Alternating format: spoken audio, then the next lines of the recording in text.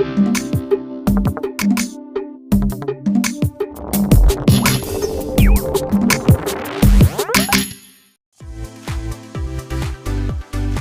everyone, and welcome to today's talk. My name is Cleide Clock. I'm a journalist from Brazil, based here in Los Angeles, and our special guest today is a business leader in entertainment and media. He founded in 2018 a Web3 download video on-demand platform, a destination for movies, television, live events, digital collectibles, and much more on the blockchain and within the metaverse. So everything we need to talk about nowadays. Please welcome Michael Esola, founder and CEO of Ficto TV. Thank you so much for having me.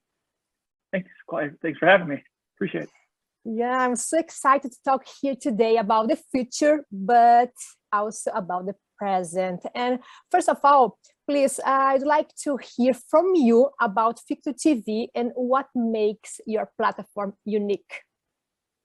Well, we're one of the first ways you can watch content as a consumer by using cryptocurrency to purchase movies, shows, short films, live events, or even just digital collectibles known as NFTs. You don't have to use cryptocurrency. You can use regular credit cards as well. That's called a fiat on-ramp, to be technical. But by opening up to cryptocurrency, the actual transactions themselves can be super, super small, right? Like, for example, when you go to iTunes, we're all familiar with that, or like Vudu or wherever, Roku, like if you buy an individual movie, usually they're like $3.99 or $5.99. They're never like 10 cents or 5 cents, or they're never even like a half of a cent, right? And that's because credit cards, you got to spend a little bit of amount of money. Otherwise, if you lose in the transaction. But with cryptocurrency, it's amazing. You can do fractionalized, sale prices, and that opens up a whole host of opportunities for artists to, name their prices on anything. Does that make sense? Mm-hmm. Yes, but it is free, no subscription, no ads. And when do you have to buy this content? Because I saw many content, many things, many series for free. Yeah, so right now, all the content since we started was free, right? And that's important because a certain portion of every platform you should have free content, because not everyone wants to pay. But it will be up to the artists as we've changed and actually brought on more crypto transactions over time, if they want to start charging and when they want to start charging. So for example, there could be a show with 10 episodes, and the first 5 episodes could be free. But the second 5, or even maybe just the finale, they could charge $1, they could charge $5. The artist could charge $200 for that final episode if they wanted to. It's really up to them and their fans and their communities and how they all work together. Mm-hmm. And when, how, and why did you have the idea to make this Ficto? And what kind of problem would you like to solve making it? Yeah, so I was an agent before I founded Ficto, an agent who represented directors and writers and creators and showrunners. I work with Ari Emanuel, and there's a company called WME, it's now called Endeavor, and they based the show Entourage on him, right? But so if you ever seen the show Entourage, that's what I did for a living, right? Now, when you represent artists, you advocate for them. You do great deals for them, you find them work, you put together things for them. And what was very apparent to me, after I was doing it for 17 years, was that streaming was becoming the preferred choice of how people view their content. But the thing about streaming, which most people don't realize, is that there's no back-end payment, right? There's no payment based on performance of your content, right? So before streaming existed, not to be confused or anything like that, you would go to the movies, right? And if a movie performed really well and it did really great sales at the box office, those artists would get called, would get back-end payments or performance-based payments, whatever you want to call it, right? And that was really key. That's economics, that's capitalism, that's what makes it all work, right? But when streaming came along, Netflix namely is the first, and now there's lots of other streamers, they said, we're not going to pay any money based on performance. We're just going to pay you a one-time fee, and that's it. And that was devastating to me as an agent who advocated artists, because, you would have to really, be somebody huge to get a large payment up front and someone established. But all the people that were coming up, like they all got really small quotes and they were only making a little money. And so with Ficto, we've changed that, obviously. So, we're building a streaming service. Really, it's a platform rather than a service where they can see and own all their analytics. They can understand all performance, and the sales of their content go directly into their pocket. And we only charge 20% in the sales. And so if you go to iTunes, they're going to take something I think 40%. And if you go to Amazon Prime or Vudu, they're going to take 50%. We only take 20% at point of sale. Do you consider this big innovation? This is a big innovation for Ficto? Yeah, it's pretty different. I think, when we first started out, it was founded in 2018, but we really started rolling it out in 2019. When we said that all of our content was running on a blockchain, people will look at us like we had three heads. They're like, what's a blockchain? And once they started understanding it had something to do with cryptocurrency, they got really weird about it, investors, and we're like, well, we don't like cryptocurrency because that's bizarre. So we literally had to minimize any discussion or any description of cryptocurrency or blockchain. Even though we're running our content on blockchain, we didn't talk about it, right? But things have changed a lot. Just in the past 6 months, it's been incredible. Everyone sees the NFT sales. Everyone sees like people talk about getting rich on that. But there's an underlying technology, with cryptocurrency and NFTs, and that's called a blockchain. And that's really exciting. And it's not just changing the way we consume content, but it's changing everything, the way you bank, the way you, real estate transactions, healthcare, you name it. Every industry is doing that. I want to talk more about that, but first, I want to talk about the content. I saw many series and on Ficto. I love it. Many different kind of videos there. They are short, right? From 3 to 12 minutes, most of them, I guess. That's where we started. We started with an emphasis on mobile short content. However, we've now expanded that, and you're going to see a lot more full-length movies and full-length TV shows on the platform. We initially rolled out just our iOS and Android, telephone or whatever. Telephone sounds really old. Smartphone apps, right? And now that we're launching the connected TV apps, you'll see longer viewing formats. But is it working only here in the United States or abroad? No, it's global. It's available in all major countries, we can geolock things, but we try to be everywhere. And what do you intend to have more there about the content? What is in your mind about that? Well, first and foremost, it's a marketplace. So as we increase and get content on board the platform, it will have a real scale to it. And there'll be automated discovery features, but you could type in a search engine just like you would Google or YouTube. However, we're really going to emphasize a layer of curation on top of that will be led by moderators, and those moderators will be artists and their fan communities that support them. So I say that because it's really key that we find those niche communities that really are underserved, frankly, and the fans that watch those types of shows and that content. Where, for example, we had there was a show called "I'll Ask the Stupid Questions" starring Amber Louis, a K-pop star. I love it. Actually, thank you very much. It's amazing. Yeah. I love it. Yeah. Yeah. So, Netflix passed on, Disney Plus passed on, a lot services passed on, but we picked it up and it got over 1 million views in the first 24 hours. And K-pop, is a largely, it's getting better, but it's largely misunderstood in terms of the audience, even just in North America, and the sort of loyal fan base there. So I don't think Disney Plus is ever going to make a really big foray, for example, into K-pop. It's not part of their model. So it's just one of many examples of niche audiences that are underserved that we really want to focus on.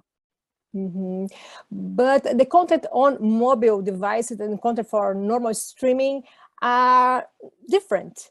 And what do you ask for the content creators to have in their shows, for example? Is there any special question that you request? Yeah. We really want to democratize it as much as possible. There's always going to be a minimal amount of restrictions because we can't, all the stuff, like Facebook in the world, and we're not going to have, let's say content that would hurt society, right? Like, I guess that's what I'm trying to say. But outside of that, it's really, it's a platform, meaning like your point of view, right? It's really important to preserve that for artists, because even if something's experimental and you may not like it, somebody else in the world, may. So it's got to be democratic in that way. We're really not instilling any sort of requirements outside of those protective ones that I mentioned. But do you think, is there any special content that people want to see on a cell phone, for example, and not in a big screen? Yeah, I see where you're going with your live questioning, and that's a really good point. So first, on the baseline, in terms of the marketplace, we're not going to have any restrictions. Anyone can, do something that's professionally produced. That being said, we do search out as a company. We seek out, that niche programming. I'll ask stupid questions, or another show we have called Represent, about Olympic surfers when females were first admitted to compete in the Olympics in surfing. We'll seek those things out, and we'll put them in a featured section and curate that and really highlight that, just like if you were to go on OpenSea for NFTs. NFTs aren't sold on OpenSea like they would be on YouTube. Like, YouTube is literally just a search engine, and that's it at the end of the day. But OpenSea has different categories, like we have different categories. That's layered on top of the sort of unlimited search possibility that drives the whole platform itself.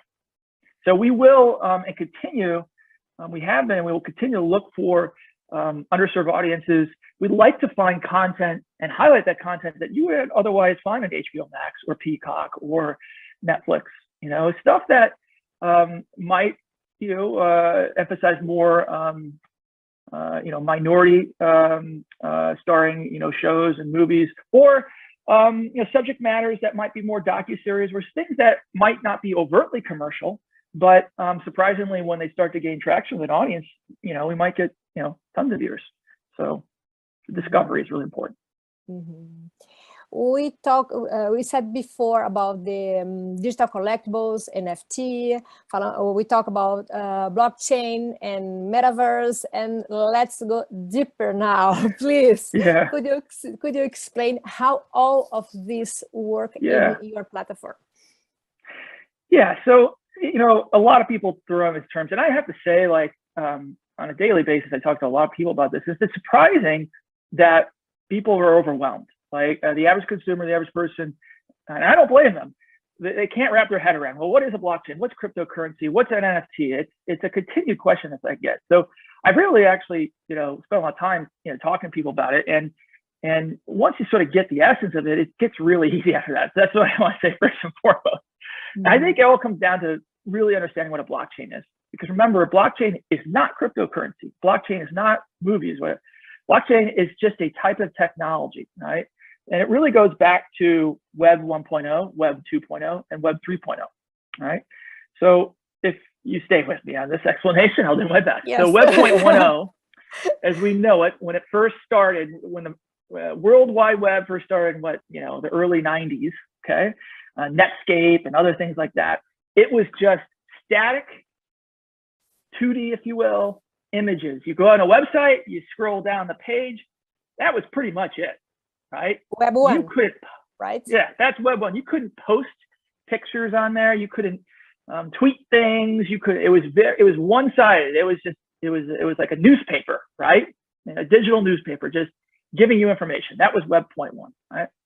Web 2.0 came along, right? And that's allowed social media, because it was an exchange where you could post things, you could do certain things where, like, that web, when you open Facebook on your computer, it changes, right? Like, it's constantly, it's based on people interacting, right? And because of that, this is really important, applications, or apps as we know them, were able to be invented, and smartphones run on applications, because those applications, you might take it for granted, they're constantly interfacing with the web, right? Just like you're interfacing the web on your laptop or computer when you post something on Facebook, Instagram, TikTok, etc., right?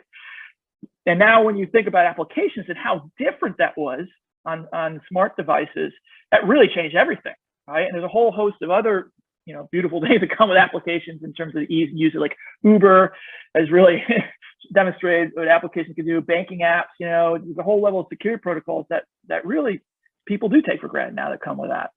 Now, before we get to Web 3.0, just to review, Web 1.1 was one-sided, very static. Web 2.0 was interactive, going both ways, right? Web 3.0 comes along where we're at just right now, and people are still trying to, define it a bit, right? But it actually creates a database, right? And the back of all of that Web 2.0, Web 1.0 stuff, there's a back end that's invisible that you don't see and I don't see. That database is public. This is the crazy thing, right? That database has to, what I'm going to call it, has to prove itself out constantly. But this is what a blockchain is, right? Just imagine you have an actual chain, right? Not a rope, but a chain. So there's links, all right, that all in a whole chain. You take one link and out of that chain, and it's being pulled really tight. The whole chain falls apart. It's gone. It's done, right?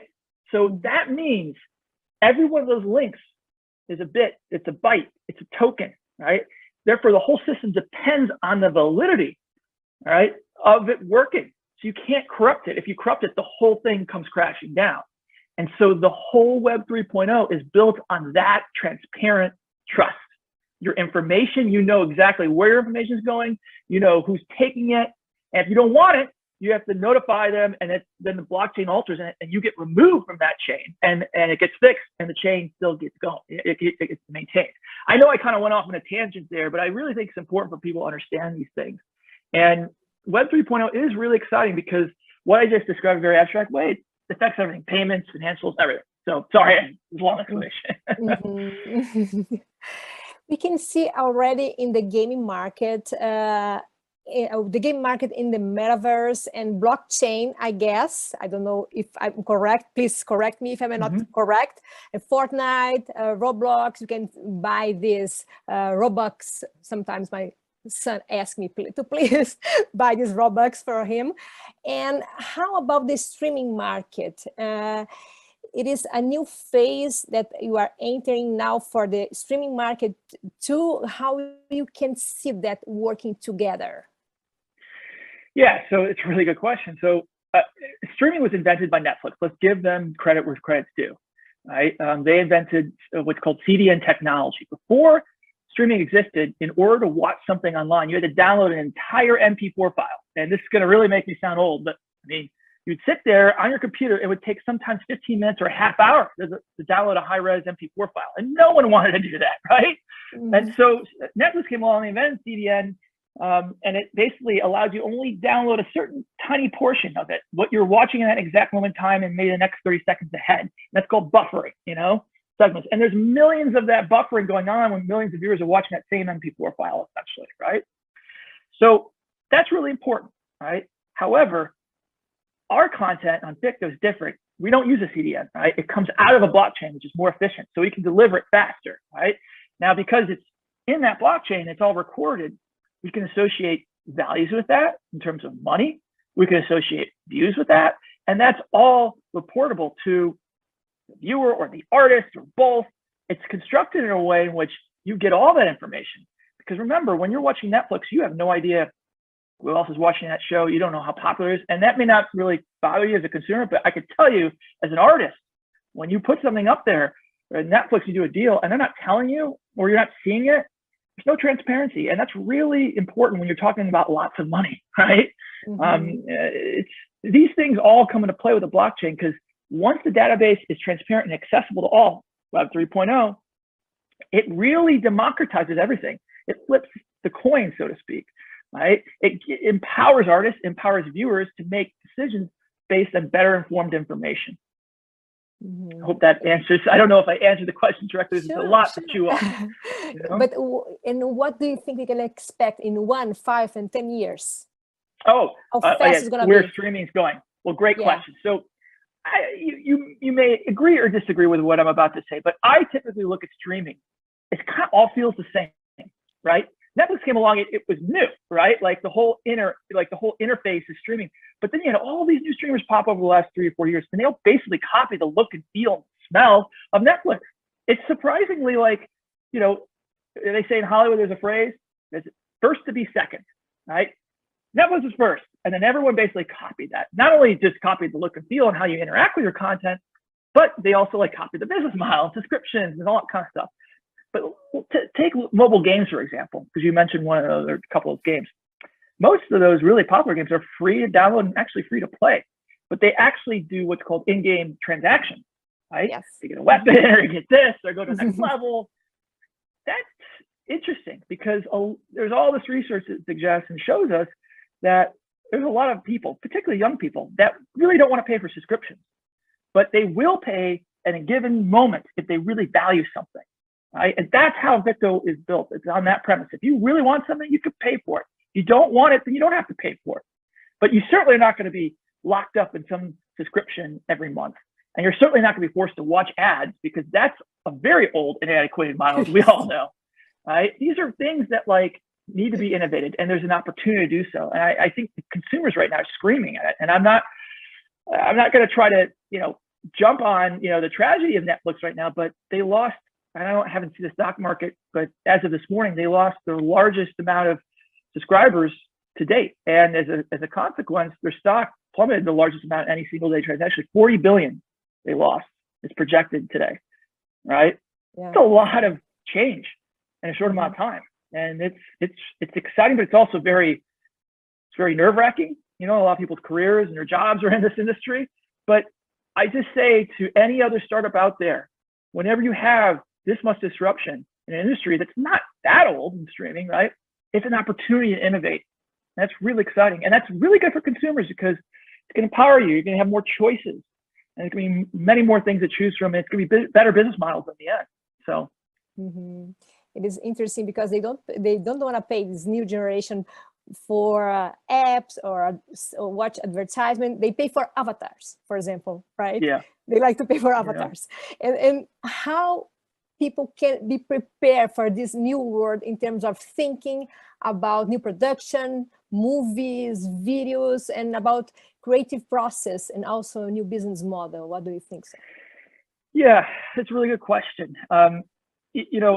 When it comes to content, one of the biggest barriers, especially, the really big content we're associated like Marvel movies or whatever, the biggest barriers are the amount of capital that's required. And then, casting celebrities or, really big IP. But, at the end of the day, I don't want to sound like I'm Mr. Capitalist here, but it all does revolve around money, right? Big actors charge big prices, et cetera, right? And access to capital, the more it becomes democratized through tokenization and sales, even as something like an NFT, right? And fundraising through that, it actually does empower those people that need that capital. And it all gets connected back because if you think about it, when you have the barriers, when you don't have these sort of methods to raise capital, whether it's through crowdfunding, that's where it started first. And now there's all this, I keep using tokenization or what's called tokenomics, different ways in which you can go out to the general public, right, and raise different funds. Before that, you had these closed doors where it was, very small group of people deciding what you should watch. They program to you, right? They decide on what's popular and what's not, right? Because after all, you have no idea what's popular on Netflix technically because you don't even have their metrics, right? So they're deciding, and brands are deciding, Anheuser-Busch, Coca-Cola, whatever. And there's nothing wrong with that if that works for them. But you know what? I think we need more than what does brands say we should watch or what, the top 6 or 7 movie studios say we should watch. Because time and time has shown, like again and again, right, that there are so many examples and stories of artists that broke through finally, right? Tyler Perry, a great example, right? I was at WME when he was a client and no one would greenlight his movies. And finally, he just financed a movie himself and was first in the box office, right? Because he knew he had fans. He knew he could commit. He knew he had communities. That's going to happen more often. And the ability to do that, it's incredible with tokenomics. That's where it's going in terms of financing of content and the distribution and connection with fans. The fans get to be direct stakeholders in these projects. They get to actually speak their mind and influence through their communities. It's really exciting. So Web 2 was a promise of democratization that ended up with a few companies controlling the resources. Do you believe that Web 3 is a real chance to get rid of organizations taking advantage of people creations? Yeah, it's definitely a step in the direction of that freedom, way more than Web 2.0. If this helps, Web 2.0 was largely driven by advertising. If you really think about it, most of the money that's made up the value of Facebook today and YouTube and Google is advertising dollars. And vast majority of advertisers use really deceptive analytics to track you through cookies and all this other technology and obtain your information without you knowing. Web 3.0 is built on this way in which it's all transparent, like you own your own data, right? So the whole idea of advertising is super challenged. Like you'll still get advertising, don't get me wrong, but the way to monetize it, you're not going to see the entire windfall of the billions of dollars that built up Facebook, right? And that's a deceptive structure if you really look at it. And why am I saying this? Like you've already seen the cracks all over the place. Facebook has lost, I don't know, a fourth of its value, right? And this is before Web 3.0 was really in mass. So because all the markets and stuff are forward looking 6 months or a year, they see this coming on the horizon. So you've seen Web 2.0 already start to fall apart because of this. And I think if you really, like there's other aspects to it, but if you really just look at advertising, because that was the biggest driver, and that's, you know, the world revolves around money at the end of the day. When you're neutralizing that and you can't, you know, get this deceptive practice and all the information, that's really significant in terms of empowering you, the consumer, once again, where you control your own destiny. So I hope that answers the question a little bit. And how creating content will look like in the era of metaverse? Well, this is probably the $1 million question, so to speak. No one really fully understands the metaverse, and it could be much farther away than we imagine. But obviously, you can enter into metaverse today. There's the VR tools and all that kind of stuff, but it does require an incredible amount of coding and bandwidth and all those instructions like that. The biggest challenge for the metaverse, right? And I'll answer your question here in a moment, but just know is that it has to remain democratized, right? You can't have companies controlling metaverse. There'll be people trying to buy up real estate and access the metaverse, and there's going to be places in the metaverse that might be owned by Facebook, but the metaverse itself and the underlying code has to be neutral or democratic. Now, in terms of creating content and stuff like that, well, obviously, metaverse is a virtual experience, right? So you'd have to be creating virtual reality experience to address that gap. Now, we're making 2D, we're in the market with 2D films and 2D shows and stuff like that, like the majority of content creators still are. But there could be a movie theater in the metaverse. There could be other ways to buy images and clips and stuff like that can be 2D. It doesn't all have to be 3D. Only for finish, my last question is, do you think we need to think more about specific audience more and more all the time? For example, I saw in your platform you have some romance, other scary movies. Yeah. And do you think the platform is going to be with everything or with specific audience? It's a really good question. So this is where, again, I go back to Netflix and I give them credit, right? To think in terms of genres, those days have been over for a while now, like a romantic comedy versus a Western, like that is how, the content business used to be, right? Instead of thinking like that, Netflix came along and they basically looked at audiences themselves and what the cross sections were. And it's surprisingly, not surprisingly, depending on what your vantage point is, extremely complex, right? Layer upon layer upon layer. So you can have a romantic, horror, sci-fi, Western, right? or Latinx, or you could have, I don't know, like Pacific Islander motor trends racing car show, right? Like that has that type of leads or cast, but that subject matter and something you would not expect. Like my mother, she's in her 70s or 80s. She loved Game of Thrones, but if you go to the typical sort of services, HBO Max, they didn't really think like that. Well, they had a box. They only marketed to the people they thought would like Game of Thrones, and she never got any sort of ads or information in Game of Thrones, even though she loved it. You know what I mean? Like, there's a lot of people still operating the old model, but once you really layer in the complexities of that, it's exciting. So. Okay, Michael, thank you so much for your time, for your information, and everything you share with us today. It was a pleasure. Thank you for having me. Pleasure. Take care.